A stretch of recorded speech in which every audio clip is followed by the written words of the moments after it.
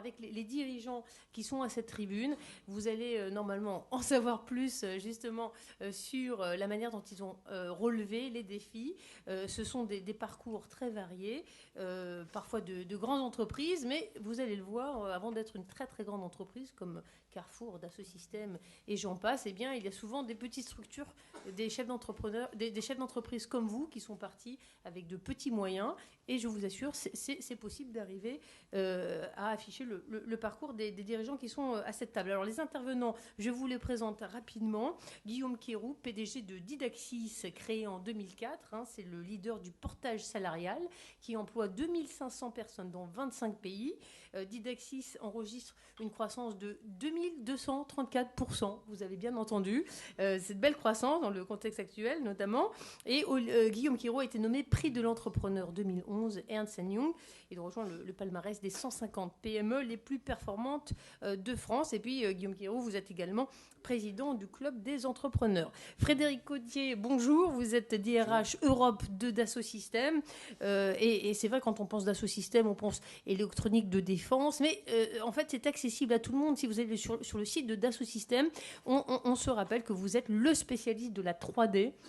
J'ai trouvé surtout et j'ai trouvé extrêmement intéressant d'aller visiter le site de Gizeh de la haute antiquité, c'est-à-dire Dassault Systèmes non seulement fait de l'innovation, Frédéric Gauthier va nous en parler, mais en plus elle rend accessible ces technologies, ces réussites pour les entrepreneurs que vous êtes, mais même au grand public. Et puis également à notre table Anne Mazoyer. Anne, bonjour. Vous êtes PDG de Fair Value Corporate et Public, fondée en 2005. C'est une structure indépendante, bien sûr, présente à Paris et à Bruxelles auprès des institutions et des médias nationaux et communautaires avec l'ambition de créer une offre alternative sur le marché dédié aux ETI. Et surtout, c'est à l'âge de 23 ans, c'était hier, que vous avez pris les rênes de l'entreprise familiale dans l'industrie.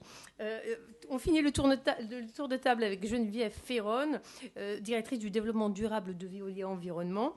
Geneviève Ferron est également entrepreneur. C'est vrai qu'on connaît Veolia Environnement et puis ces milliers de salariés, mais vous avez fondé 2 entreprises au moins, ARES, la première agence de notation sociale et environnementale sur les entreprises cotées. Vous avez également dirigé Core Ratings, agence de notation extra-financière.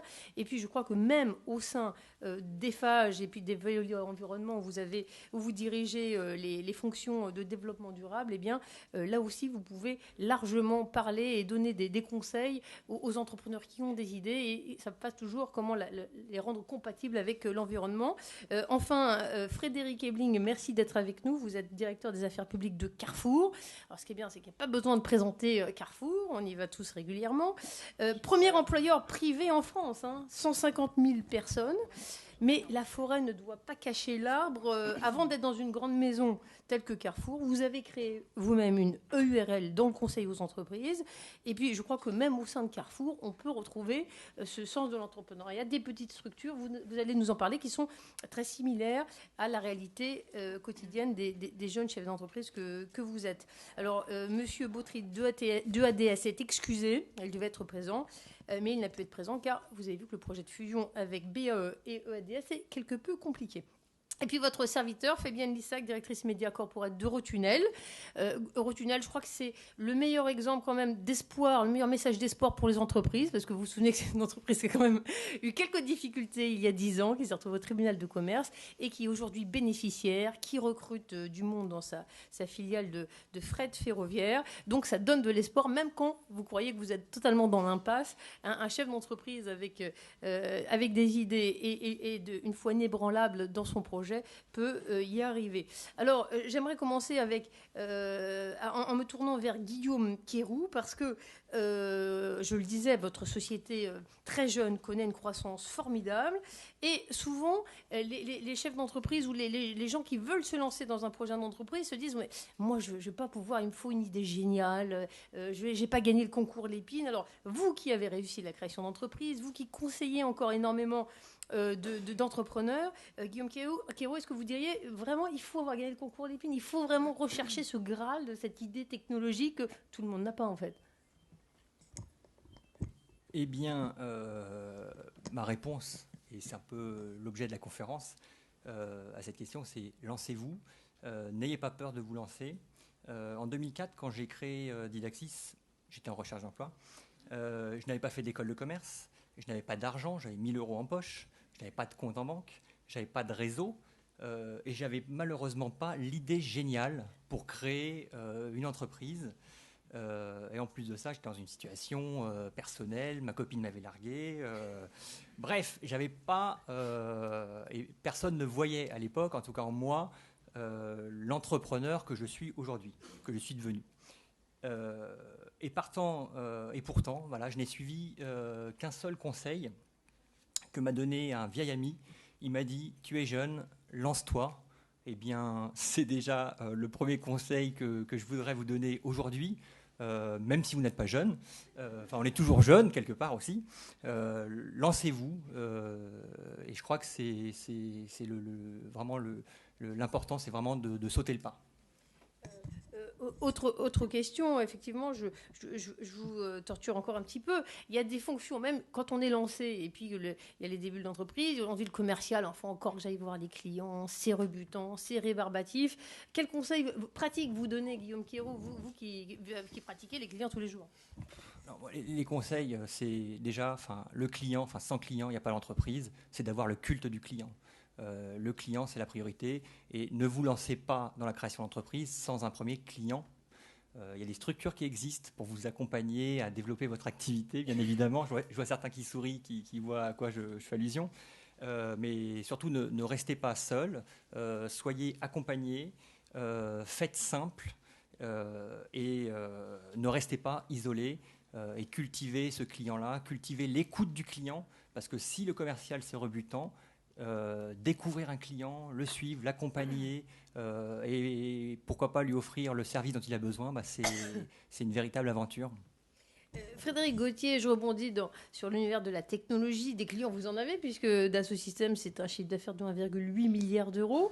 Et on préparait l'émission, vous me disiez, mais nous, on recommence tous les jours, on se réorganise. Alors, est-ce que ça, c'est une des recettes, une des leçons, un des conseils que vous donneriez à notre public? Comment ça marche chez vous? Je pense que dans un univers de haute technologie, si vous vous arrêtez définitivement. Donc vous n'avez pas le choix, il faut continuer sans arrêt, toujours être dans l'innovation. Il ne faut pas faire de l'innovation pour de l'innovation, il faut faire de l'innovation parce que derrière, il y a des idées. Donc ce que je dirais, c'est que ce qu'il faut avant tout avoir, c'est un cap, c'est une vision, c'est peut-être pas la grande idée, mais au moins c'est une vision de là où on veut aller, des objectifs que l'on veut atteindre. Et effectivement, au fur et à mesure du parcours qui permettent d'abord de construire un plan et de le mener pour arriver là où on veut aller, sachant que ça se génère toujours. Chez Dassault Systèmes, on existe depuis 30 ans. Cette entreprise est partie avec une poignée de personnes qui ont eu l'idée de la 3D. On est parti. Et puis chaque dizaine d'années, on a une nouvelle vision des choses. Bon. Donc c'est quelque chose, c'est une espèce de cercle vertueux qui se reproduit. Et pour répondre plus précisément à votre question, nous, on pousse, entre guillemets, le vice, mais au-delà de ça, puisque chaque année, en dépit du fait qu'on ait des plans à 10 ans, des plans à 3 ans, un plan à 1 an, et on a même une granularité au niveau du quarter, du trimestre, chaque année, on remet en cause notre organisation et notre mode opératoire en fonction de nos objectifs. C'est-à-dire qu'on a ce qu'on appelle le 3O, donc objectif, organisation, opération, c'est tout simple. Et en fonction de ce que l'on sait que l'on va devoir atteindre et délivrer dans l'année, on réorganise l'entreprise, y compris en bougeant ses structures, de façon à se mettre dans les meilleures dispositions possibles pour atteindre cet objectif. Donc je pense que dans le monde de l'innovation, c'est absolument nécessaire de faire ça. Il faut chaque jour se remettre en cause. Ce n'est pas parce que vous êtes devenu une grande entreprise que vous allez le rester. Donc vous êtes dans une compétition, vous êtes dans une course. Et encore une fois, Dassault Systèmes, c'est quelques personnes qui un jour ont eu l'idée de créer la 3D, qui ont mis quelques économies, qui ont eu la chance d'être aidés par Serge Dassault. D'accord, ça aide, mais enfin, ils ont eu l'idée, ils ont mis leurs économies. Ils étaient combien, les détails? Je ne sais pas, parce que moi j'étais petit, j'y étais pas. C'était en 81, mais enfin, ils étaient une petite dizaine maximum. Et voilà, c'est devenu Dassault Systèmes. Donc je crois qu'il faut encore une fois avoir une vision. C'est très important d'avoir une vision et après de la structurer, d'avoir un plan pour savoir comment on va y arriver. Et après, je pense qu'on pourra y revenir. Il y a quelques questions simples à se poser pour pouvoir y arriver. Et comment on garde l'esprit pionnier? Parce qu'aujourd'hui, tout le monde rêve d'abord, souvent, de faire une start-up. Et vous, très, très paradoxalement, vous me disiez, mais on est une start-up. J'avais du mal à le croire quand je vois la dimension, l'ampleur qu'a pris Dassault Systèmes. On est une grande start-up. Voilà. Mais on est toujours une start-up. Oui, on est une start-up dans l'âme parce que, encore une fois, on pousse tous les jours les frontières de la technologie. Donc, si vous n'avez pas cet esprit start-up, quelle que soit la taille et la masse critique de l'entreprise, si vous ne gardez pas une certaine agilité, c'est pas possible de le faire. Donc, oui, on est une start-up dans l'âme, on le reste, et on a à la tête de l'entreprise des gens qui sont particulièrement innovants, créatifs et qui chaque jour se remettent en cause, quelle que soit leur fonction dans l'entreprise. Ça commence par notre patron Bernard Charlès, mais c'est vrai aussi de tous les patrons des grandes organisations, que ce soit la R&D, les fonctions support, les fonctions commerciales, marketing et autres. Et d'ailleurs, je poursuis la discussion et j'invite les intervenants à rebondir à ce que disent leurs voisins. Et puis, il y aura bien sûr un temps de questions à la fin de cette conférence. Anne, nous sommes en pleine crise, ça n'a échappé à personne. Et c'est formidable de voir qu'il y a autant d'élan, autant de gens intéressés par la création d'entreprises. Vous qui conseillez énormément de sociétés, quels conseils vous leur donnez? Est-ce que quand on voit la crise, la récession, il faut baisser les bras ou... Non, je dirais que c'est exactement le contraire et pour plusieurs raisons. Alors tout d'abord, je voulais vous dire qu'aujourd'hui, j'ai la conviction absolue que l'avenir passera par 3 facteurs qui sont les entreprises, l'Europe et la jeunesse. Et en fonction de ces 3 critères qui sont fondamentaux pour la relance de la compétitivité, mais aussi pour rendre les gens heureux, je pense qu'aujourd'hui, il faut de l'énergie, de l'élan, et que malgré, je dirais, la crise, et au contraire, parce que nous sommes dans un cycle bas, nous devons avoir envie de créer une entreprise parce que c'est un risque à prendre et un risque qui est beaucoup moins important que l'ensemble de ceux qui vont de toute façon arriver et qui va peut-être nous permettre de traverser ce cycle très difficile, qui va peut-être nous permettre, grâce à l'enthousiasme et surtout parce que l'entreprise est une des dernières grandes aventures collectives. Et que parce que c'est une aventure collective, ça veut dire que c'est une aventure humaine et qu'ensemble, on réussit toujours mieux à traverser une guerre que lorsqu'on est tout seul. Donc je rejoins un peu ce que disait Guillaume Quéroux tout à l'heure. Il le disait avec beaucoup de modestie, mais je pense qu'il faut effectivement beaucoup d'enthousiasme. Il faut également avoir une idée, une première idée qui vous permette, si vous voulez, d'arrimer votre entreprise à un projet d'avenir. Et Fabienne, pour revenir sur ce que vous disiez, je pense que cette crise qui est gravissime et qui va probablement se renforcer dans les mois à venir, doit au contraire vous inciter à vous lancer dans la bataille. Parce que dites-vous bien que les batailles peuvent être perdues, mais la guerre est loin, elle, de l'être. Et puis vous conseillez, vous évaluez les chances, les enjeux des sociétés que vous conseillez chez Fair Value. J'imagine que ces entrepreneurs ou ces futurs entrepreneurs évaluent les risques. À quel niveau on décide, là je peux y aller, je peux pas y aller? C'est-à-dire cette aversion au risque, finalement, alors on dit en France, mais non, en France, on ne sait pas faire. C'est pas vrai. Il y a la fibre entrepreneuriale, elle est là. Sinon, il n'y aurait pas autant de gens qui fréquentent ce salon. Et puis on le voit quand même dans les créations d'entreprise. Mais quand même, est-ce que la version au risque, souvent on dit en France, on serait plus craintif. Vous y croyez, vous? Non, je pense qu'au contraire, on a un tissu magnifique. En France, dites-vous bien que les PME et les TPE constituent, pardon messieurs qui êtes tous des représentants de très grands groupes, mais les PME et les TPE représentent plus de 80% du tissu conjonctif. Et qu'aujourd'hui, l'économie française, elle est représentée par des fleurons comme, je dirais, Carrefour, comme Dassault, comme Didaxis ou comme d'autres, comme Madame Ferron qui est chez Veolia. Mais clairement, vous avez aussi aujourd'hui ce tissu qui nourrit, qui hydrate la France, qui permet aussi des centaines de milliers d'emplois d'être créés et qui permet aujourd'hui peut-être aussi à la France de maintenir son niveau sur la scène internationale. Donc si vous voulez, moi je dirais qu'au contraire, je rends un hommage, mais grandissime, à tous ces entrepreneurs français, qu'ils soient jeunes, moins jeunes ou plus âgés, parce qu'aujourd'hui, je pense que le défi démographique fait qu'on n'a pas d'âge et qu'on n'a pas d'âge pour pouvoir créer une entreprise. Voilà. Frédéric Ebling, vous êtes à la tête de la direction des affaires publiques de Carrefour. Autant dire que tous les problèmes vous remontent, on a bien compris. Oui, je remercie les clients dans la salle de me faire signe en sortant, qui sont nombreux.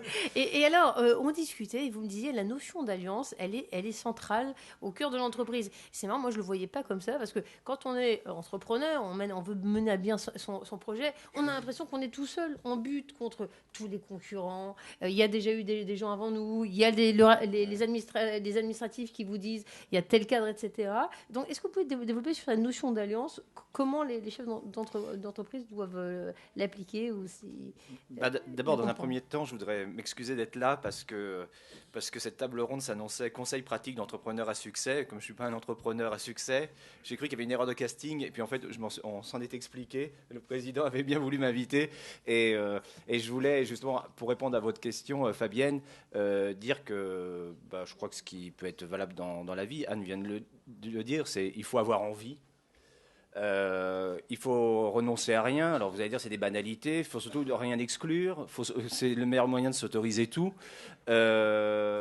Et puis à partir de là, la vie n'est pas seulement un combat, n'est pas seulement aller gagner des parts de marché. Vous allez dire pour un commerçant comme Carrefour, c'est peut-être pas toujours la vérité, mais avant tout, chaque commerçant, chaque vendeur est avant tout un vendeur qui veut plaire, qui veut répondre à un vrai besoin. Il ne l'invente pas. Le jour où le besoin s'arrête, le vendeur n'existe plus. Il y a une forme aussi d'empathie, de bonne entente. D'ailleurs, moi, je dis souvent, apprenez à écouter pour vous entendre, et dans le sens le plus large que c'est. Fabienne n'a pas dit, mais j'ai trouvé que j'ai fait un peu de politique et j'ai fait un peu de cabinet ministériel dans les années antérieures. Donc c'est peut-être ceci aussi qui m'a donné le goût à la chose publique. Mais j'étais aussi entrepreneur. J'ai créé une URL justement sortant d'une grande entreprise d'audiovisuel parce que j'avais un projet, parce que j'avais un client aussi, il faut reconnaître. Je l'ai accompagné et puis je suis repassé à autre chose. Je suis retourné dans la haute fonction publique parce que le besoin n'était plus créé. Mais je voudrais revenir effectivement au phénomène. C'est pas le combat. Faut avoir de vraies envies. Faut renoncer à rien. Faut envisager toutes les alliances possibles. L'adversaire du moment est un concurrent, c'est pas un ennemi, et en plus il peut être l'allié de demain quand il est une entreprise, crée des alliances. Moi maintenant je suis lobbyiste dans une grande entreprise du CAC 40, c'est pas la guerre tous les jours avec nos concurrents, avec nos amis, et notamment avec les PME ou les très petites entreprises qui sont aussi nos fournisseurs. Oui, c'est vrai, il y a Carrefour City, vous me disiez, il y a des structures en fait. Carrefour, oui. C'est pas seulement le grand vaisseau amiral, il y a des structures où en fait les gens qui ont le sens de l'entreprise peuvent totalement se retrouver à être autonomes. Oui, d'ailleurs là je ne sais pas si certaines ont le goût de devenir franchisés ou de gérer une petite supérette, vous voyez, avec les 4 salariés au coin de la rue, c'est très intéressant. En dehors donc des 150 000 salariés que nous avons intégrés dans notre groupe, nous avons quantité, vous connaissez ces enseignes, et ce sont des PME avec une ou un chef d'entreprise. Et on travaille avec des PME, on voit même des URL tous les jours en termes de conseils, de fournisseurs, parce que c'est la vraie vie du tissu économique de notre pays.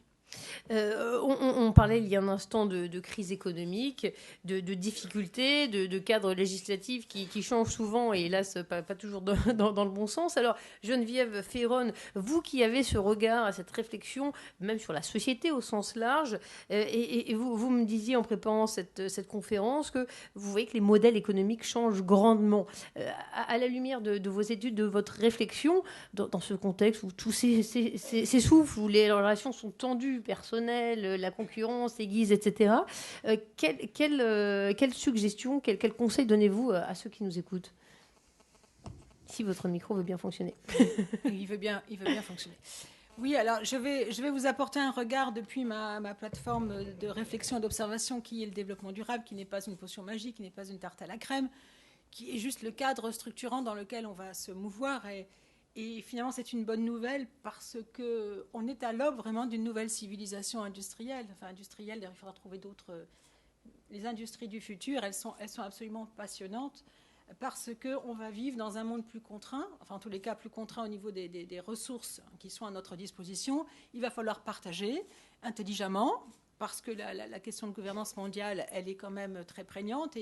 Et les points d'entrée du développement durable, c'est soit à des mailles géostratégiques, c'est-à-dire c'est l'Europe, ça je suis complètement d'accord, c'est l'Europe, c'est l'Amérique du Nord, c'est des grands continents, ou ce sont des mailles locales. Donc je crois énormément à l'ancrage territorial de toutes ces micro-entreprises qui vont devoir réinventer un tissu en prenant en compte les nouveaux modèles économiques. Alors vous avez entendu parler peut-être d'économie circulaire, c'est-à-dire quitter cette approche peut-être linéaire que l'on a de l'économie qui était de prélever, de transformer, de fabriquer et de rejeter. Je prélève, je transforme, je fabrique, je rejette.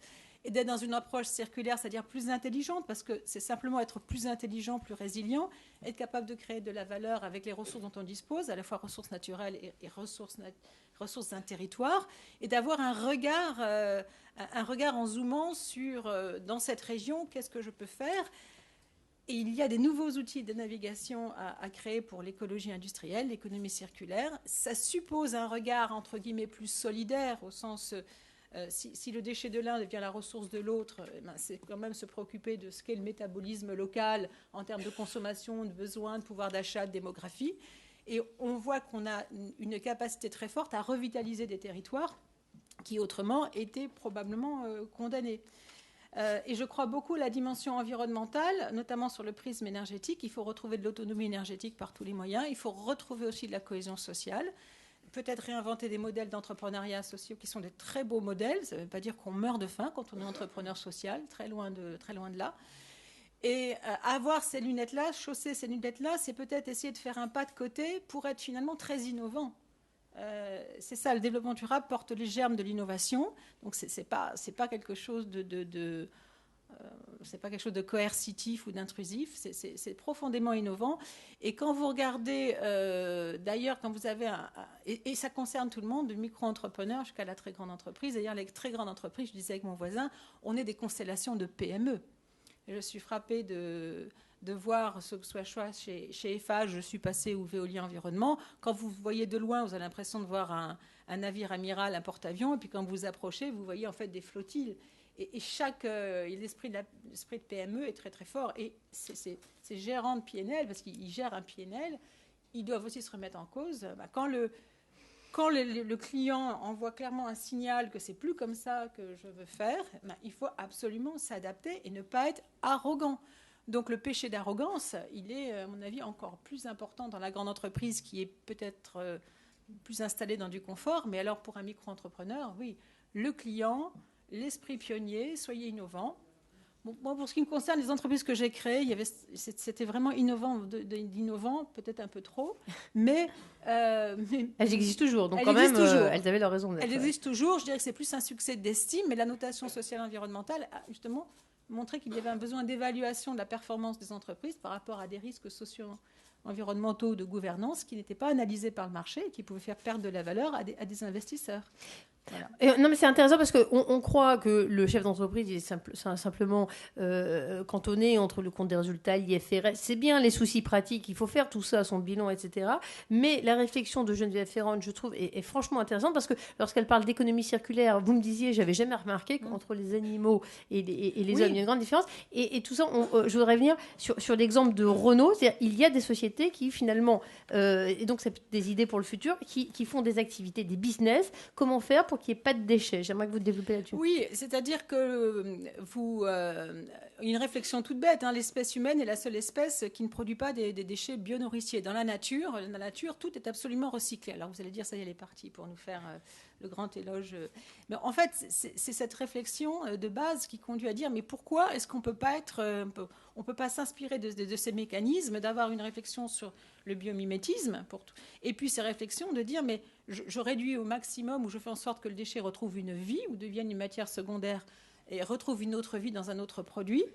Et il faut penser très en amont, et vous avez l'automobile. Oui, bien sûr, l'automobile a réussi à faire des progrès énormes en matière de recyclage de tous les composants. Il y a encore énormément de chemin à faire, mais l'automobile est une entreprise extrêmement sous pression. Alors, parce que plus sous pression que l'automobile, c'est très difficile à imaginer, mais on voit qu'il y a eu de l'innovation, même pour les moteurs, quand on leur a demandé de réduire les grammes de CO2 par kilomètre, on a dit on n'arrivera jamais à descendre au-dessous de 150, 140, et maintenant on voit bien qu'on y arrive, et c'est un vecteur d'innovation. Et plus on va mettre de la pression sur l'innovation environnementale dans le sens justement d'améliorer les performances énergétiques, de recyclabilité des produits, plus on fera la course en tête, parce que c'est ça le cadre structurant dont je vous parle, on vivra dans un monde plus contraint. Donc investir dans cette innovation-là, c'est à mon avis être vraiment les compétiteurs de demain. Et je pense que l'Europe en particulier n'a pas de choix. On n'a pas de ressources, on n'est plus très jeune, d'un point de vue, je dirais, général. Démographique. Donc matière grise, et allons-y, et jouons une carte collective. Parce que ce n'est pas le petit pôle de compétitivité qui sera perdu au fin fond. Ouais. Il faudra jouer collectif. Et voilà, pour l'illustrer, je voyais que Renault, qui a adopté vos idées en quelque sorte d'économie circulaire, a créé une structure dédiée uniquement à comment on fait pour réduire les poubelles du monde. On peut faire des voitures sans qu'il y ait des déchets derrière nous. Et donc ça, c'est un nouveau business de 200 millions de chiffre d'affaires aujourd'hui. Renault a soutenu la fondation Hélène MacArthur, qui est une navigatrice que peut-être d'aucuns connaissent, qui est vraiment maintenant la porte-parole de l'économie circulaire, et il y a effectivement des réalisations très intéressantes. Et tout n'est pas accessible, mais en tous les cas, je peux vous dire que c'est une source d'inspiration extraordinaire.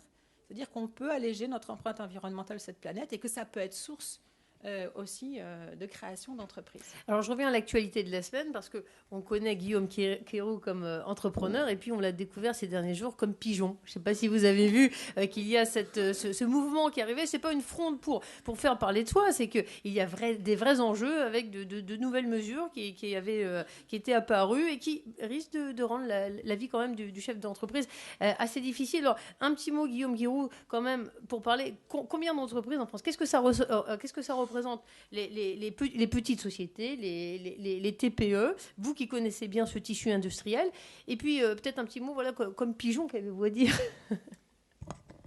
Donc c'est vrai que finalement ce mouvement a permis de faire la lumière finalement sur qui étaient les entreprises françaises, et on s'est aperçu qu'il n'y avait plus simplement les 40 entreprises que nous connaissons tous, qu'il y avait des PME et même des start-up, et pire, elles étaient dirigées par de jeunes entrepreneurs, j'en suis la preuve. Et finalement, voilà, c'est le tissu dont parlait Anne tout à l'heure, c'est ce tissu entrepreneurial, ce sont 98,5% d'entreprises qui ont moins de 20 salariés. Voilà, c'est ça l'entreprise française. C'est quasiment que des entreprises de moins de 20 salariés. Après, il faudra, justement, l'idée de ce mouvement, c'était de dire, ne tuons pas toutes ces entreprises, laissons-les grandir, laissons-les pousser, ne les asphyxions pas avec des taxes et des impôts qui viennent d'être votés, laissons-les innover, laissons-les exporter. Parce que, si on revient sur les mesures sur lesquelles a cristallisé l'action des pigeons, où vous sentiez les uns et les autres que l'élan créateur, l'enthousiasme des chefs d'entreprise allait être stoppé net. Précisément, si on parle de mesures fiscales, comment, vous qui avez un petit peu suivi le dossier, sans aller dans le détail, qu'est-ce qui vous paraissait Non, mais après, il y a des exemples, mais c'est vrai que la plus-value sur la revente d'une entreprise qui passait de 35 à 60%, c'était un petit exemple, mais c'était confisquer finalement le fruit du travail d'un entrepreneur qui a pris les risques et qui au final n'est plus rémunéré pour ce risque-là. Alors c'est sûr que ça peut paraître trop pour certains, mais ce qui est trop, c'est ces entreprises qui vont créer à l'étranger, parce que si on ne leur donne pas en France le terreau pour grandir, pour se développer, pour créer des emplois, où vont-elles le faire ? C'était ça la question surtout.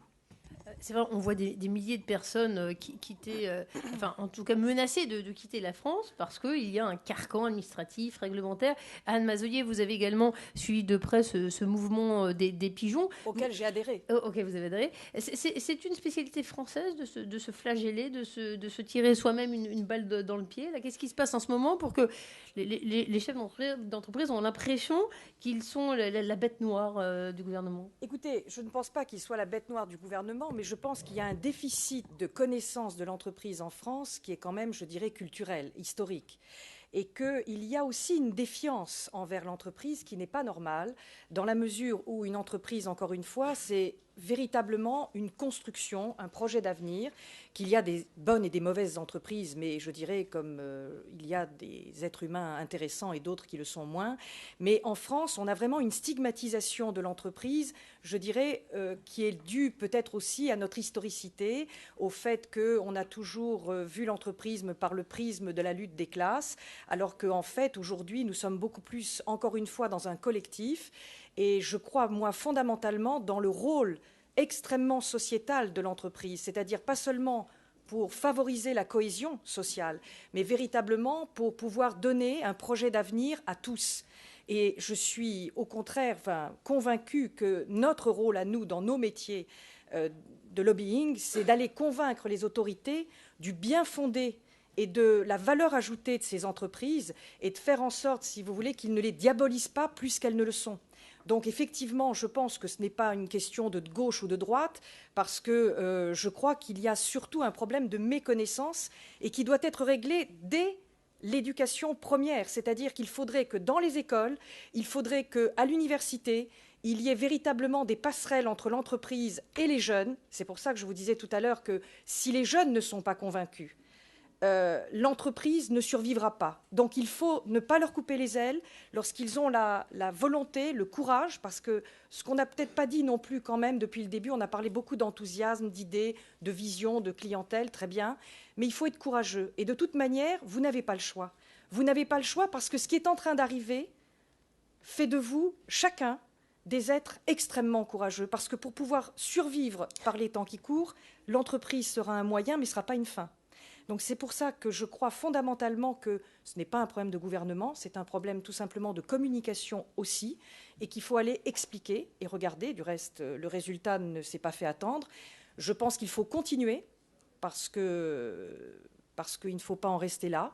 Mais c'est une question de pédagogie et de communication. Frédéric Ebling, chez Carrefour, je crois que c'est comme chez Total. Souvent, on est habitué à être taxé de je ne sais quelle malveillance. Et régulièrement, quand Total fait des profits, alors parfois, il y a des vrais sujets où Carrefour, souvent, est incriminé. Je veux dire, est-ce que cette opposition entre petites entreprises, grandes entreprises, vous croyez qu'elle est réelle? Ou au contraire, les chefs d'entreprise ou ceux qui sont porteurs d'un projet d'entreprise devrait prendre exemple sur des grandes sociétés comme les vôtres. Vous êtes dans le même bateau finalement ou... Le problème de la distribution du commerce, enfin de la grande distribution, c'est elle qui est stigmatisée, qui plus est lorsqu'on est le premier, alors c'est un scandale alimentaire, un scandale social, un scandale fiscal, même une cliente qui glisse sur une feuille de salade, ils vont au siège de Carrefour pour faire un 20h, faire 3 minutes et dire... Il y a que la salade qui dit rien. Et puis ils couvrent un peu les assemblées générales parce que les résultats ne sont pas là, etc. D'ailleurs, c'est le paradoxe, c'est que... Et je refais à la fois le parallèle avec le politique, c'est que en règle générale, le citoyen français, il n'aime pas la politique et les politiques. Diabolisés, ils s'en mettent plein les poches, ils ne s'occupent pas de nous, ils ne nous aiment pas, etc. Alors que la plupart des citoyens, électeurs, administrés que nous sommes, on aime bien notre politique, quelle que soit sa couleur. Monsieur le maire, monsieur le député, on le connaît, il a notre disposition, il nous écoute, il nous entend. Et là, on est un peu dans la même relation. Nous, grands groupes de distribution, enfin les grands groupes, parce qu'on est quelques-uns en France, mais qui apportent beaucoup de richesses comme Aspi, qui salarient des gens et qui travaillent avec d'autres entreprises, sont stigmatisés. Et pour autant, au coin de la rue, vous allez dans une enseigne qui peut s'appeler Shopee, qui peut s'appeler Petit Casino, qui peut s'appeler, et le gérant, l'entrepreneur en tant que tel, vous l'aimez beaucoup parce qu'il vous rend service, parce qu'il est là, parce qu'il vous sourit, parce qu'il vous dit bonjour, la caissière est sympa, et c'est la vraie fracture, quoi. C'est un vrai problème.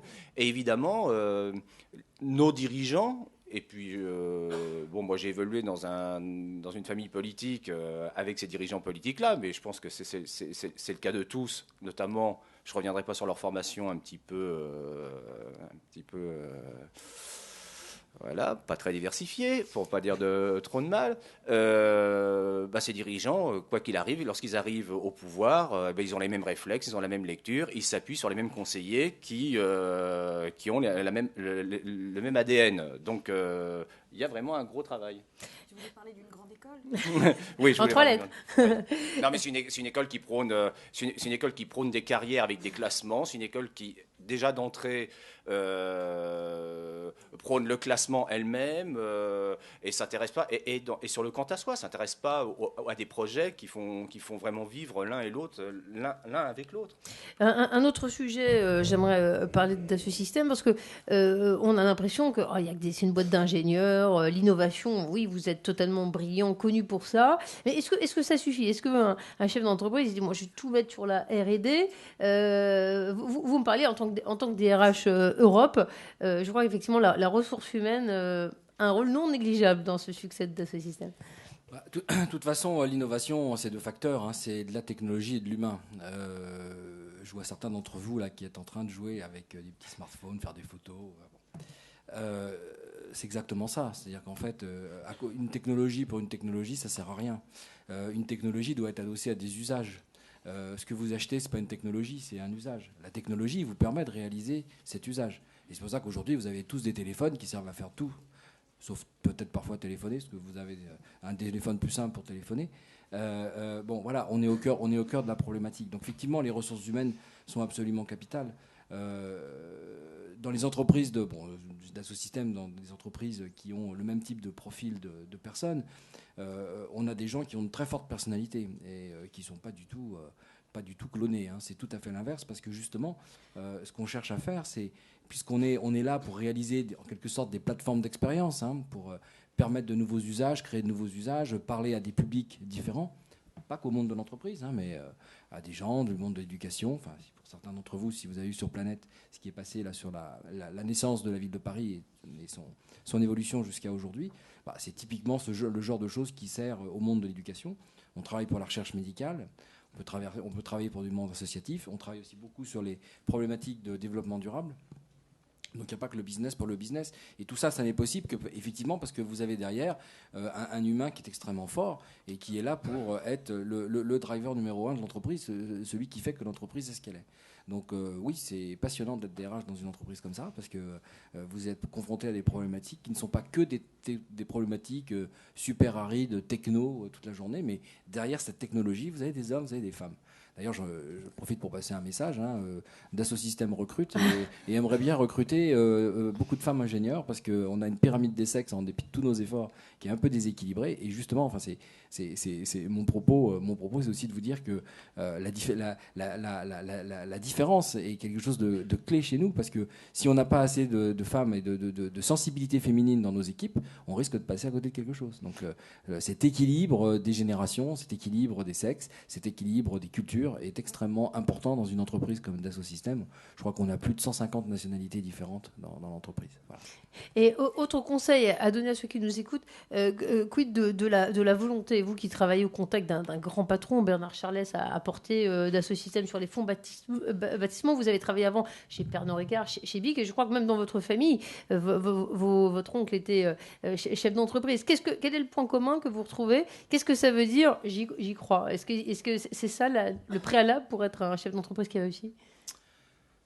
C'est une question difficile, mais je dirais que ce qu'ils ont tous en commun, c'est d'être capable à un moment donné de challenger le status quo, comme on dit. Bon, il y en a d'autres qui disent think out of the box, ça veut dire à peu près pareil.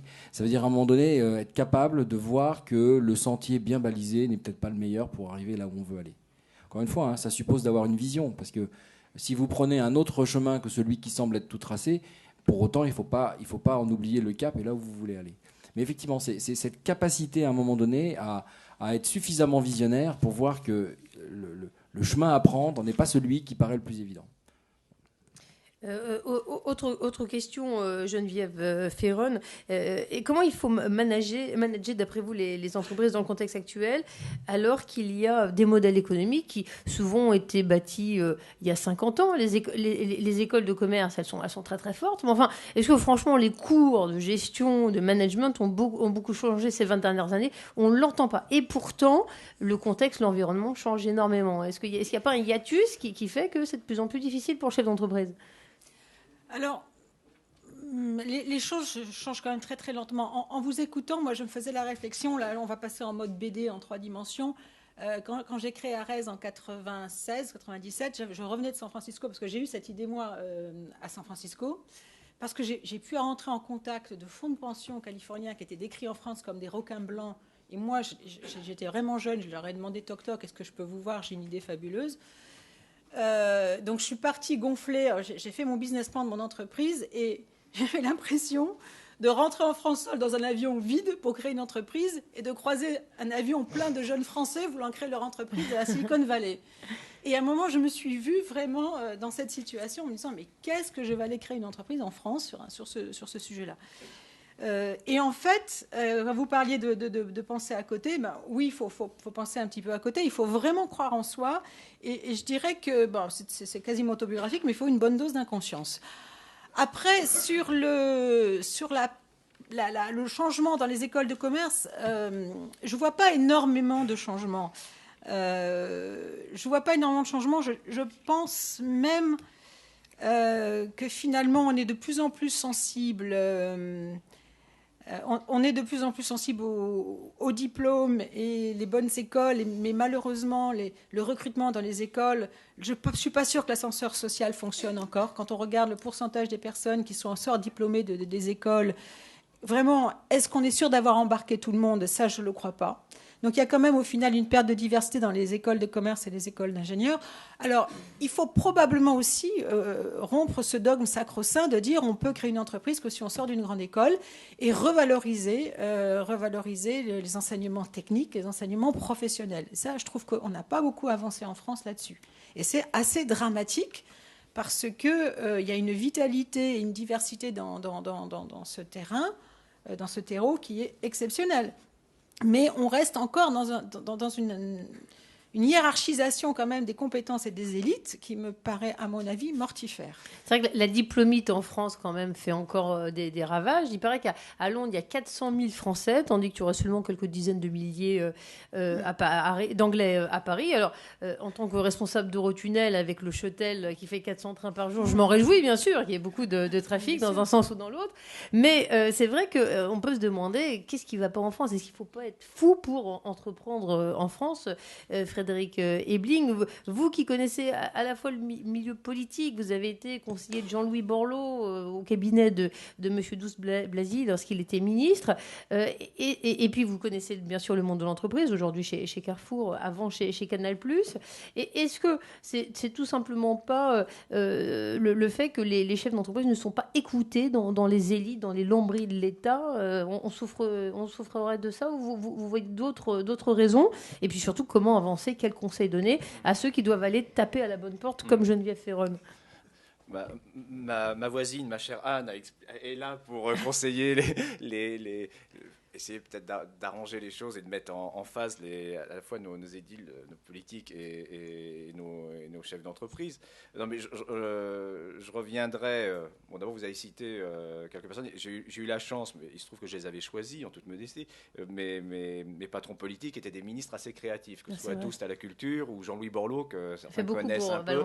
Ils sont quand même très, très créatifs, et notamment Jean-Louis Borloo est aussi un homme qui connaît très bien l'entreprise et qui a utilisé, lui, tous les chemins de traverse. Alors, je ne veux pas faire de la politique, hein, même en prenant des risques, en allant à Valenciennes, etc. Et d'ailleurs, il a ouvert des voies. Il s'est pris des portes, il a pris des portes dans le nez, mais bon, il a... vous allez dire, il est angélique parce qu'il a une carrière un peu bizarre et que tout va bien pour lui. D'abord, tout va pas bien pour moi. J'ai changé 12 fois d'employeur dans ma vie. Alors, je suis âgé, ça peut-être ceci explique cela. À chaque fois, j'ai démissionné aussi. Donc, il faut avoir un peu d'audace, surtout lorsqu'on a des enfants, qu'on a une famille. La famille autour dit, il est complètement dingue. Mais cette folie, elle vous permet justement d'emprunter les chemins de traverse, d'aller voir d'aller butiner, de prendre des risques, de rencontrer de nouvelles personnes, des nouveaux marchés d'ailleurs pour vous qui voulez entreprendre, et puis d'assumer des erreurs, parce que les erreurs, elles construisent. Si on a un minimum de cerveau, ce qu'on a tous là, individuellement et collectivement, on doit pouvoir analyser le pourquoi de cette petite erreur, parce qu'on n'était pas là, c'était pas le bon moment. Avoir raison trop tôt, c'est une erreur. Hein. Moi, j'ai bossé dans une boîte qui était dirigée par Jean-Marie Messier. Il avait raison sur tout, mais sauf qu'il avait 20 ans d'avance, il s'est planté. Enfin, il a aussi planté ses salariés, ses actionnaires. Mais voilà. Mais donc, il faut l'accepter, puis on rebondit, puis hop, on prend le petit chemin à côté. Et je dis pas ça pour vous perfuser et dire ouais, c'est génial, on va se lancer, on va aller dans tous les sens, mais je le crois profondément. Et puis, ce serait presque une conclusion. Puis je crois que c'est une grande source de bonheur à la fois personnel et de bonheur collectif. Je crois que ça peut être un principe aussi de vie. C'est peut-être pas la réponse que vous attendiez. Si, mais tout est intéressant. Je trouve que les parcours, les expériences des uns et des autres, ça donne des idées et on les interprète en fonction de la situation où on est. Anne Mazoyer, je le disais, vous avez repris les rênes familiales d'une entreprise à 23 ans. Et est-ce qu'il y a un âge pour se lancer? Peut-être vous ne l'aviez pas choisi, je ne connais pas les détails, mais finalement, rétrospectivement... Moi, je n'avais pas le choix. Donc, de toute façon, il fallait que je la reprenne parce que malheureusement... mon entourage familial n'existait plus, donc je n'allais pas laisser 50 personnes livrées à elles-mêmes. Donc non, je pense qu'il n'y a pas d'âge, chaque histoire est différente, chaque trajectoire est différente. Je pense qu'il y a certains individus qui ont une maturité pour créer une entreprise plus tard que d'autres. Je pense que surtout, ce qui est très important, c'est la motivation. C'est la motivation à vous lancer, c'est la motivation à vouloir créer un projet, encore une fois. Je pense qu'aujourd'hui, plus que jamais, vous avez la possibilité de le faire, et ça peut paraître totalement paradoxal, ça peut vous paraître complètement fou, mais c'est la vérité. Les plus belles opportunités se passent toujours dans des situations de crise comme celle que nous la vivons. Il faut simplement que vous ayez envie de le faire avec certains et avec certaines. Ça ne se fait pas tout seul, une entreprise, ce n'est pas vrai. Une entreprise, c'est une aventure d'hommes et de femmes, j'insiste sur ce principe-là. Donc il faut que dans votre idée, vous en ayez une qui plaise ou qui en tout cas séduise, d'autres avec lesquelles vous allez pouvoir créer des complémentarités. Et vous trouverez des aides. Parce qu'aujourd'hui, que ce soit sur le plan financier, vous avez des réseaux magnifiques qui existent. Il y a celui qui est créé par Gonzague, enfin pas créé, pardon, mais qui est entre autres animé par Gonzague de Blinière et qui est un réseau qui s'appelle Réseau Entreprendre, qui est fabuleux. Il y a celui qui est animé par Guillaume Quéroux, qui est un magnifique réseau également. Vous avez des conseils qui sont prêts à baisser leurs honoraires pour vous aider, et c'est vrai. J'en fais partie, mais il y en a d'autres que moi. Vous avez aujourd'hui aussi des financements qui sont possibles autres que par les banques. Je ne dirai pas ce que je pense des banques, mais de toute façon, on a compris. Voilà. Mais en revanche, vous avez aujourd'hui, justement, dans les réseaux que je viens de citer, des possibilités, des gens qui peuvent vous aider à trouver les fonds dont vous avez besoin. Et après il faut vous armer de courage, il faut aller vite, parce que nous sommes dans une période où, effectivement, ceux qui vaincront seront ceux qui auront les meilleures idées le plus rapidement possible. Et puis, je pense qu'au-delà, il ne faut jamais vous décourager. Vous savez, moi, j'ai commencé très jeune, je n'avais pas vraiment le choix. Et un beau matin, je me suis levée en me disant, mais finalement, est-ce que je ne pourrais pas rejoindre telle ou telle entreprise qui me proposait de venir travailler? Est-ce que je ne pourrais pas... Et au final, je l'ai fait dans certaines circonstances, avec mes équipes, parce que je trouvais que c'était aussi peut-être un bout de chemin qu'on pouvait faire ensemble dans un grand groupe. Et puis finalement, je suis revenue, la quarantaine passée, je suis revenue à ce modèle économique de petites structures innovantes, de petites structures qui se mettent au service des autres et qui finalement travaillent très bien, aussi bien pour les grands groupes que pour des structures moyennes. Et en réalité, moi, je ne vous souhaite qu'une chose, c'est d'avoir envie de vous lever le matin. Et le seul moyen, c'est d'avoir un projet qui vous tienne à cœur. J'insiste sur cette dimension émotionnelle parce que si vous ne faites, et si vous ne créez une entreprise que pour des raisons financières, ça ne marchera jamais. Plus maintenant, en tout cas.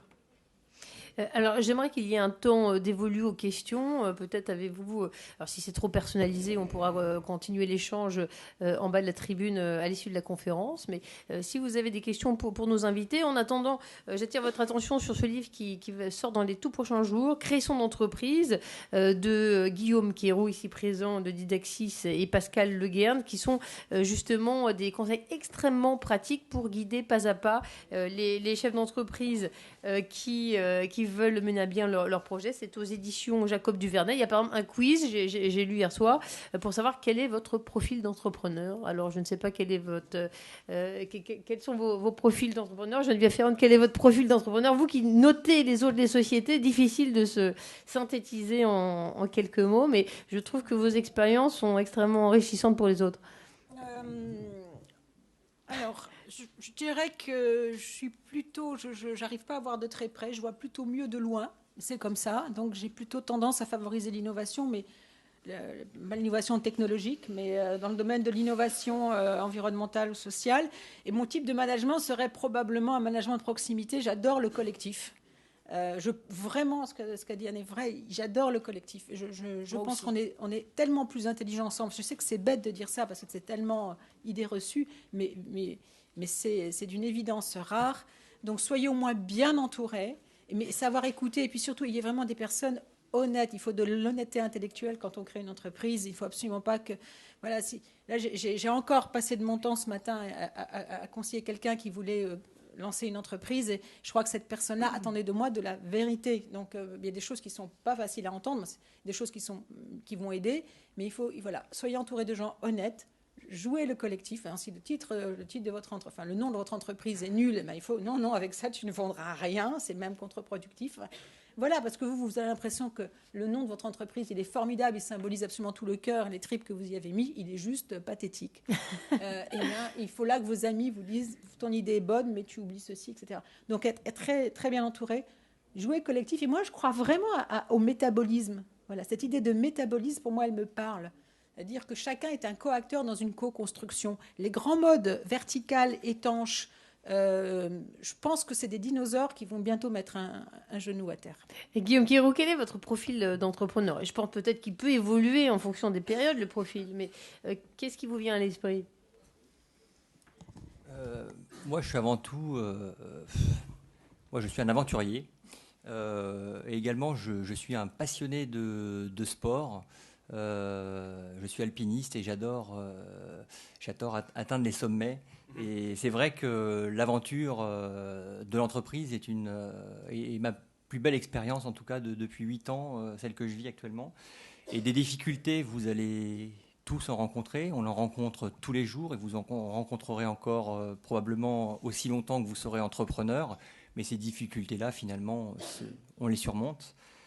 Et le plus important, c'est d'être bien entouré, d'être bien conseillé, et puis d'éviter de tomber dans les pièges dans lesquels les entrepreneurs tombent. Et c'est pour ça aussi que j'ai écrit un livre pour permettre en tout cas à tous les porteurs de projets de se lancer, parce que c'est encore une fois l'un de mes seuls conseils de vraiment de se lancer, comme l'a fait Anne, comme je l'ai fait moi, en toute inconscience.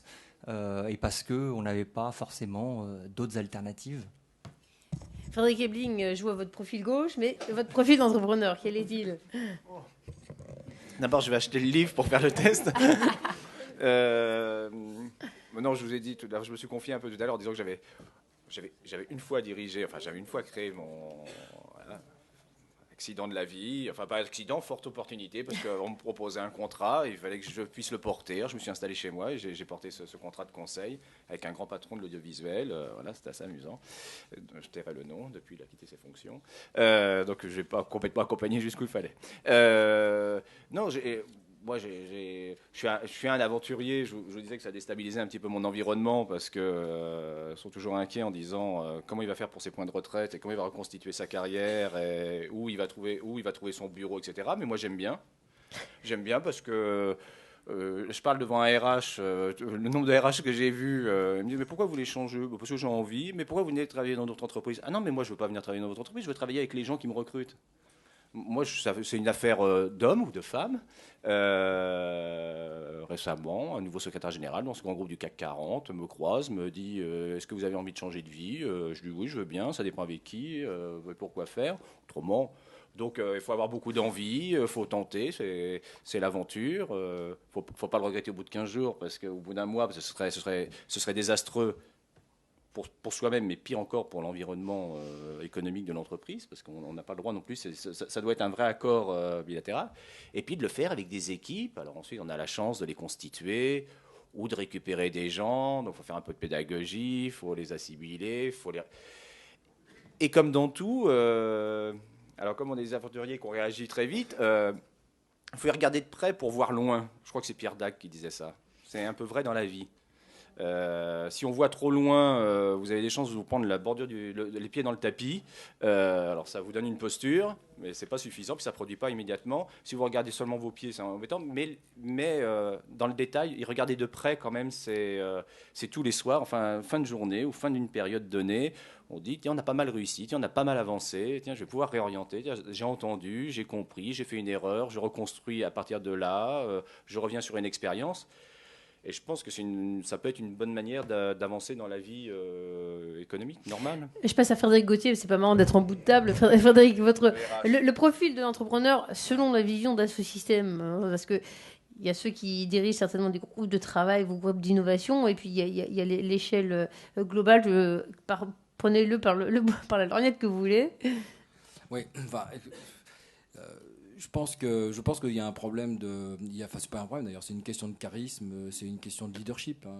Très honnêtement, aujourd'hui, il y a des gens qui sont faits pour diriger, il y a des gens qui sont plus à l'aise dans une posture d'expert. Bon, je pense qu'il faut respecter les deux. D'ailleurs, les deux sont complémentaires. Cohabitent extrêmement bien. nous, on a des organisations qui, comme je vous l'ai dit tout à l'heure, changent assez souvent.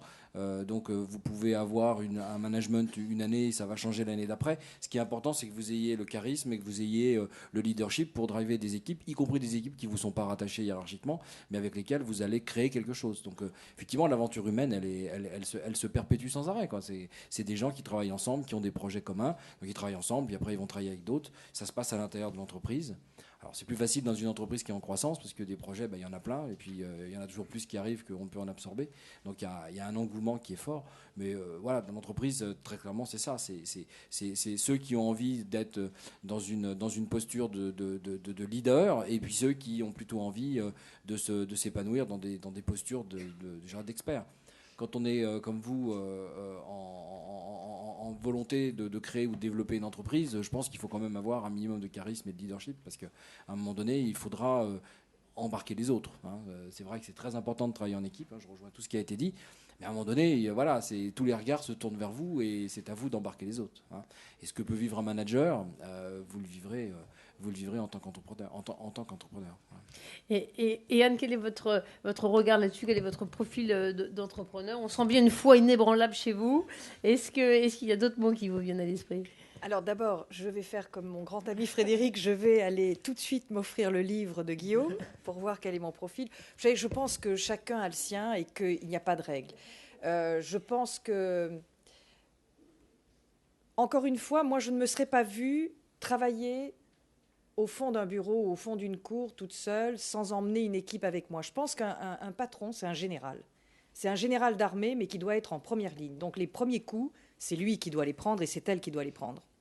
Donc en quelque sorte, pour que vous ayez une équipe ou des équipes qui vous suivent, et là je pense que vous ne me contredirez pas, Frédéric, vous me direz peut-être le contraire et ça serait amusant, mais je pense qu'il faut qu'ils sentent que vous êtes prêt à vous exposer, que vous êtes prêt à aller jusqu'au bout pour vos idées, que vous êtes prêt à aller jusqu'au bout de votre projet et que ce projet les conduira quelque part. C'est comme un capitaine de navire. Donc c'est sûr que c'est peut-être un thème qui vaudrait la peine, alors là pour le coup Fabienne, d'être exploité par le gouvernement actuel, parce que quand on veut faire passer les gens par un trou de souris, il faut leur montrer qu'il y a quand même une lumière au bout du tunnel, ça c'est sûr. Voilà. Oui, et Eurotunnel vous confirme qu'il y a de la lumière au bout du tunnel. C'est bien pour ça que je m'adressais à vous, Bravo, chère Fabienne. Bravo. Bonjour, je suis Wafa Ezine, responsable du cabinet conseil en organisation événementielle Blumed Events. Voilà, la pub est faite. Je tiens à vous remercier pour vos témoignages. La seule chose qui me gêne dans ces témoignages, c'est que vous faites partie majoritairement de grands groupes. Nous, on est encore en plein début, vous voyez.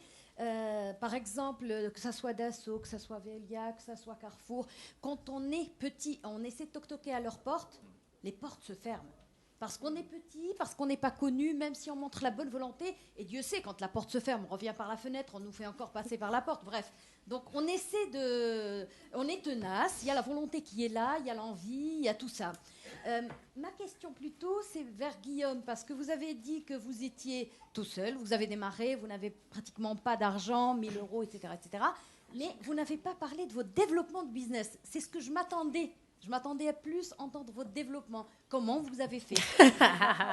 Ça, c'est un entrepreneur. D'accord. Mais si on est là pour développer le thème, développer le business, je voudrais avoir une petite synthèse, s'il vous plaît. Merci. Bon, synthèse, on va essayer de... Enfin, pour moi, le plus important, je l'ai résumé quand je parle du culte du client. C'est vrai que moi aussi, j'étais petit au début.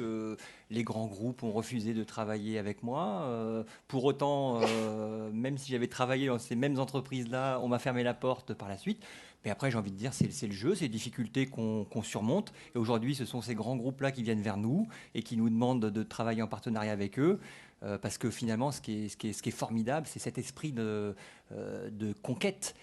Et c'est vrai que les entreprises, moi je ne suis pas tout à fait d'accord avec votre analyse, comme Dassault Systèmes, je crois qu'on l'a bien décrit, ce sont des entreprises conquérantes qui ont gardé cette taille humaine. Veolia Environnement également. Enfin, on l'a dit, tous ces grands groupes finalement, ce sont des myriades de PME. On a des exemples chez Vinci, tout le monde connaît toutes ces grandes entreprises qui sont finalement des constellations de petites entreprises et vous pouvez Et vous pouvez, je pense, surmonter cette difficulté de développer son business si vous avez ce culte du client, l'écoute, la patience aussi. La patience et à mon avis, ce sont des obstacles qui sont assez faciles à surmonter. D'être innovant, c'est vrai, quand on entend tout ce qui s'est dit là, comment développer, il y a aussi l'international. On a parlé de l'international. C'est vrai que développer même une toute petite activité, c'est vrai que ce qui est marrant quand même, c'est ces entrepreneurs américains qu'on retrouve sur les campus. Ils ont 18 ans, ils ne sont pas là pour avoir un diplôme, ils sont là pour créer leur boîte. Et ça donne des Google, des Facebook, etc. C'est-à-dire que c'est des lieux de rencontre et c'est aussi la France de demain. Merci. On va prendre une dernière question. Est-ce que je peux répondre? Est-ce que je peux ajouter quelque chose? Excusez-moi. Je voulais vous dire que dans les grands groupes, même d'associations, c'est 10 000 personnes, oui, ça reste encore raisonnable. On prend des risques tous les jours, ce qui nous rapproche de vous. On n'est sûr de rien. On a l'angoisse de savoir si le chemin du futur qui est en rupture avec le passé, c'est bien le bon. Donc on a aussi parfois nos sueurs froides. Pour répondre à l'interpellation sur le fait on est petit, donc vous nous fermez la porte, c'est pas faux. Il y a juste un point qu'il faut que vous ayez bien en tête, c'est que dans des groupes internationaux, on a besoin de travailler souvent avec des acteurs qui ont eux-mêmes une surface et un rayonnement international. Donc c'est important aussi de vous le dire, c'est-à-dire que selon la nature de l'activité qui est la vôtre, il faut que vous essayiez de développer ces réseaux. Ça ne fera qu'augmenter notre volonté de travailler avec vous, parce que, encore une fois, il n'y a pas de racisme anti-petit. C'est la volonté d'être efficace et de travailler avec des gens qui peuvent avoir une surface qui, parfois, doit dépasser le cadre strictement français. Voilà. Enfin, pour répondre à votre interpellation sur c'est quoi, en gros, les bons réflexes. Bon, je suis le seul à la table de ne pas avoir eu une expérience d'entrepreneur en tant que tel. Mais enfin, j'ai souvent pris des choix risqués et osés. Et moi aussi, on me prend pour un fou, je vous rassure, dans mes choix de carrière. Je dirais qu'il y a 3 choses, à mon avis, qui sont essentielles. Quand vous lancez dans un business, il faut savoir quelles sont les audiences avec lesquelles vous voulez travailler. Quelles sont les audiences que vous voulez adresser? Est-ce que c'est le business? Est-ce que c'est d'autres entreprises? Est-ce que c'est des particuliers? Est-ce que c'est des univers de type éducatif, en recherche et autres? Quelle est l'audience? Pour qui vous voulez faire ce que vous voulez faire? La deuxième question, c'est quelle est la valeur que vous voulez apporter à ces gens-là? Parce que forcément, si vous voulez avoir des clients, il faut que vous leur apportiez quelque chose. Donc, quelle est la valeur de ce que vous allez délivrer? Je pense que c'est la deuxième question qu'il faut que vous posiez. Et la troisième question, c'est comment vous allez le faire? Une fois que vous avez répondu aux 2 premières, c'est déjà plus facile. Et après, il y a le comment. Voilà. Donc, je pense que c'est assez rapide, c'est un raccourci, mais je pense que c'est 3 bonnes questions à se poser si on veut garantir une certaine forme de pérennité.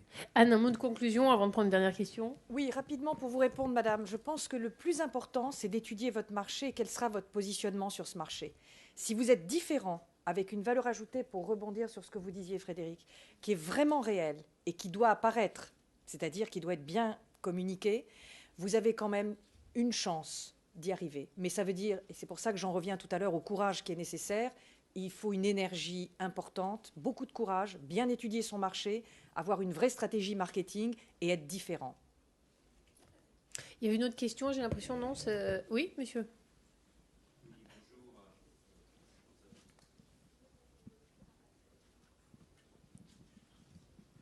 Bonjour, merci. J'avais une question assez générale. Vous avez évoqué le fait d'avoir une bonne idée ou d'avoir une vision. Alors Frédéric et Anne, vous y avez déjà répondu en partie. Je voulais savoir c'est quoi une bonne idée et c'est quoi une vision. Alors moi j'ai une idée de la question, mais j'aimerais savoir... Dites-nous votre idée, on va vous dire si elle est bonne. J'aimerais savoir de votre point de vue, puisque vous avez des parcours assez atypiques et assez intéressants, qu'est-ce que c'est une bonne idée, qu'est-ce que c'est une vision pour avoir un projet d'avenir. Merci. Question difficile. Alors, mais c'est une question. Faut réfléchir 2 minutes. Oui, parce qu'on pense tous qu'on a une bonne idée, c'est évident. Alors, je ne parle pas de livrer des pizzas sur Internet. Quoique. Non, mais bon, si on le fait mieux que les autres, non. Je vais utiliser un mot peut-être qui... Est-ce que vous êtes capable d'analyser les signaux faibles? Enfin, signaux faibles, c'est-à-dire, parce que dans un journal, vous allez lire un truc qui n'est pas dans les grandes lignes, mais un petit entrefilé. Vous allez dire, tiens, et puis c'est corroboré par quelque chose que vous allez entendre une autre fois, puis ça va monter en résonance. Et vous vous dites, là, il y a quelque chose qui est en train de se passer dans la société, il y a un besoin, il y a quelque chose, ça frémit, c'est peut-être le bon moment. Victor Hugo, avec cette phrase formidable qui dit rien ne peut arrêter une idée dont le temps est venu. Et être dans le bon moment où la vague va déferler. Mais vous pouvez la voir arriver, la vague, si vous avez sur un esprit d'escalier, si vous êtes capable de mettre en cohérence des signaux que vous allez entendre et qui vont vous emmener dans votre voie. Alors, il faut aussi que ça rentre en résonance avec votre sensibilité. Et là, c'est banco. De toute façon, si ça ne rentre pas en résonance avec votre sensibilité, vous ne le verrez même pas, vous ne l'entendrez pas. Mais si ça rentre en résonance, et là, vous avez probablement quelque chose, vous tenez quelque chose. Et je suis toujours, moi, très étonnée de voir qu'il suffit parfois de faire un pas latéral pour voir la même chose, mais d'un autre angle. Et justement, les grandes entreprises comme celles que je représente sont parfois dans des schémas d'air très techniciens. Et j'ai l'impression de dire, bah oui, vous faites très bien ce métier-là. Par exemple, vous faites très, très bien ce métier, il n'y a pas de souci. Sauf que moi, je vous regarde le faire et j'ai l'impression que je suis à l'opéra. Je vous entends chanter formidablement bien la Traviata. Techniquement, tout y est, sauf que le décor, c'est le vaisseau fantôme. Et moi, je le vois. Vous êtes plus raccord. Vous êtes plus raccord avec la société qui bouge. Et les entreprises, les grandes entreprises ont tendance parfois à se raidir quand elles ont perdu le goût de cet entrepreneuriat qui est décrit par Dassault Systèmes, qui a effectivement une réputation d'être très, très innovant. Mais vous êtes sûr, vous êtes maintenant... Techniquement, je suis très bien, oui, sauf que non. Vous n'êtes plus raccord et ce que vous offrez n'est plus demandé ou ne va plus être demandé. Voilà, c'est dans ces pas de temps et dans cette interprétation que vous tenez votre idée. Mais attention, elle est en résonance avec ce que vous êtes. Donc effectivement, livrer une pizza sur Internet, ça peut être aussi formidable si c'est dans l'air du temps. Mais je ne pensais pas exactement à ça. Voilà, à moins que vous n'ayez un mot de conclusion absolument... Oui. Ce que je voulais dire, c'est aussi un message d'espoir. C'est qu'on a l'air dans la salle, j'ai l'impression qu'on est quand même un certain nombre à avoir plus de 20 ans. Est-ce que vous savez qu'il y a eu plus d'inventions, plus d'innovations ces 20 dernières années qu'il y en a eu dans toute l'histoire de l'humanité? C'est avéré. Donc c'est vous dire que des bonnes idées, des visions... il y en a encore à trouver et à inventer parce que je pense que le mouvement ne va faire que s'accélérer. Tout ça est exponentiel. Voilà, donc dans l'histoire de Dassault Systèmes, la bonne idée, c'était de passer de la 2D à la 3D. Bon, c'était tout simple, c'était tout bête. Voilà, merci messieurs, dames. Je crois qu'il y a un Bill Gates en chacun de vous. Et nous attendons de voir vos initiatives, comment elles vont réussir avec tous ces conseils. Et merci aux intervenants également. Merci de votre attention.